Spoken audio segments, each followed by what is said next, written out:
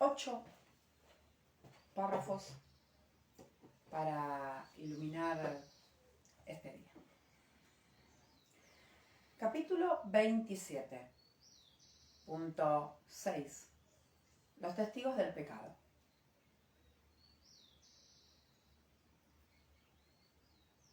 Escuchar los pajaritos. Tan bonito, ¿no? El dolor demuestra que el cuerpo no puede sino ser real. Es una voz estridente y ensordecedora, cuyos latidos tratan de ahogar lo que el Espíritu Santo dice e impedir que sus palabras lleguen hasta tu conciencia. El dolor exige atención, quitándosela así al Espíritu Santo y concentrándola en sí mismo. Su propósito es el mismo que el del placer, pues ambos son medios de otorgar realidad al cuerpo. Lo que comparte un mismo propósito es lo mismo. Esto es lo que estipula la ley que rige todo propósito, el cual une dentro de sí a todos aquellos que lo comparten. El placer y el dolor son igualmente ilusorios, ya que su propósito es inalcanzable. Por lo tanto, son medios que no llevan a ninguna parte, pues su objetivo no tiene sentido y comparten la falta de sentido de que adolece su propósito. El pecado oscila entre el dolor y el placer, y de nuevo el dolor, pues cualquiera de esos testigos es el mismo y solo tienen un mensaje. Te encuentras dentro de este cuerpo y se te puede hacer daño. También puedes tener placer, pero el costo de este es el dolor. A estos testigos se unen muchos más. Cada uno de ellos parece diferente porque tiene un nombre distinto y así parece responder a un sonido diferente. A excepción de esto, los testigos del pecado son todos iguales. Llámale dolor al placer y dolerá. Llámale placer al dolor y no sentirás el dolor que se oculta tras el placer. Los testigos del pecado no hacen sino cambiar de un término a otro según uno de ellos ocupa el primer plano y el otro retrocede al segundo. Es irrelevante, no obstante, cuál de ellos tenga primacía en cualquier momento dado. Los testigos del pecado solo oyen la llamada de la muerte. Y como te cuento siempre, ¿no? Los párrafos del texto profundizándote, realmente, irónicamente, en la realidad de lo que es nuestro contrato con el ego, ¿no? Y lo que hemos creído. A ver qué nos depara el tercer párrafo, porque después hay párrafos con los que nos saca de ahí. A ver.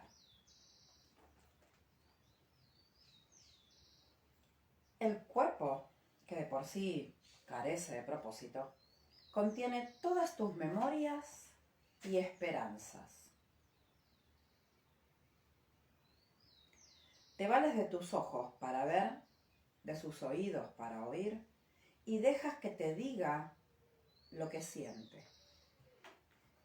Mas él no sabe.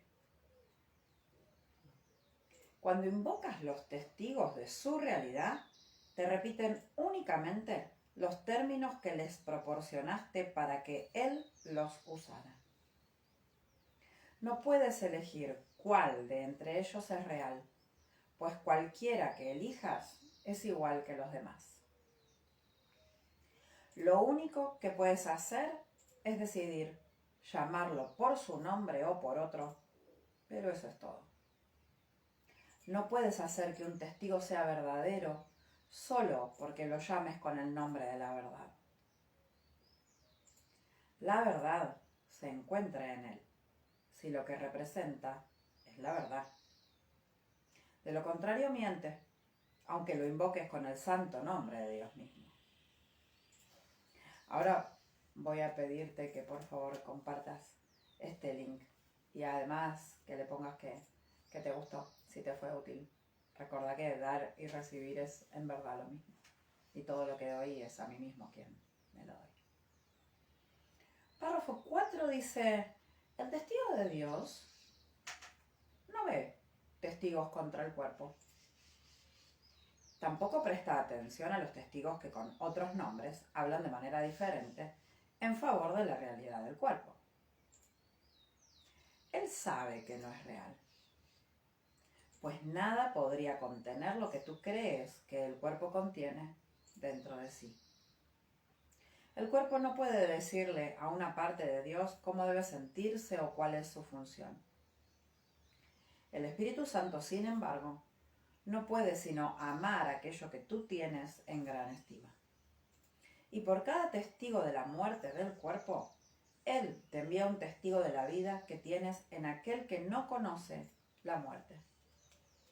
Cada milagro que Él trae es un testigo de la irrealidad del cuerpo.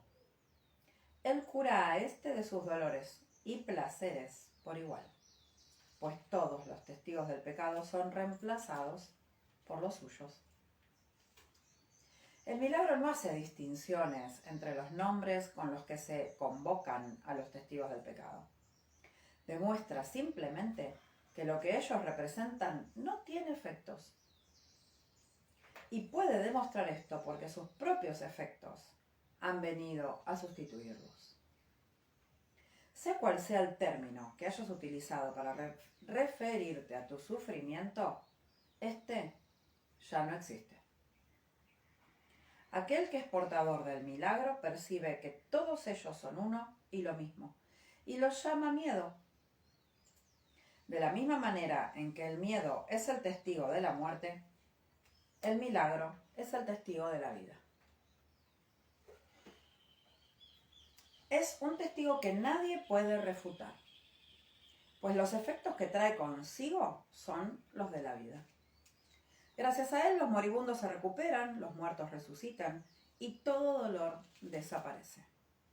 Un milagro, no obstante, no habla en nombre propio, sino solo en nombre de lo que representa. El amor a sí mismo tiene símbolos en el mundo del pecado. El milagro perdona porque representa lo que hace más allá del perdón, lo cual es verdad. Cuán absurdo y demente es pensar que un milagro pueda estar limitado por las mismas leyes que vino exclusivamente a abolir. Qué bueno, ¿no? Cuán absurdo y demente es pensar que un milagro pueda estar limitado por las mismas leyes que vino exclusivamente a abolir. Las leyes del pecado tienen diferentes testigos y cada uno de ellos diferentes puntos fuertes. Y los testigos dan testimonio de diferentes clases de sufrimiento. No obstante, para aquel que envía los milagros a fin de bendecir el mundo, una leve punzada de dolor, un pequeño placer mundano o la agonía de la muerte no son sino el mismo estribillo, una petición de curación, una llamada de socorro en un mundo de sufrimiento. De esa similitud es de lo que el milagro da testimonio. Esta similitud es lo que prueba. Las leyes que consideraban que todas las cosas eran diferentes son abolidas, lo cual demuestra su impotencia. El propósito del milagro es lograr esto, y Dios mismo ha garantizado el poder de los milagros por razón de lo que atestiguan. Párrafo 7. Corto, contundente. Mirá este anteúltimo párrafo.